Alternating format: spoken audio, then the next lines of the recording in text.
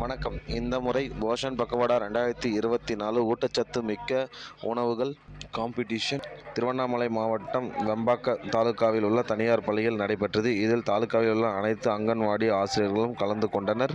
இந்த நிகழ்ச்சியை தலைமை பொறுப்பு ஏற்று நடத்திய ஒருங்கிணைந்த குழந்தை வளர்ச்சி திட்ட அலுவலர் எஸ். கண்ணகி மேடம் அவர்களும், மேற்பார்வை முதல்நிலை அலுவலர் ராஜேஸ்வரி மேடம் அவர்களும், ஆசிரியர்களும், மாணவர்களும், சிறப்பு அழைப்பாளர்கள் தனியார் பள்ளி முதல்வர் மற்றும் டாக்டர் ரோஷன் அவர்களும் இதில் கலந்து கொண்டு சிறப்புரை ஆற்றினர். ஆசிரியர்கள் எடுத்து வந்த சத்துமிக்க உணவுகளை பற்றியும் பருவகால உணவுகள் பற்றியும் கண்ணகி மேடம் அருமையாக எடுத்துரைத்தார்.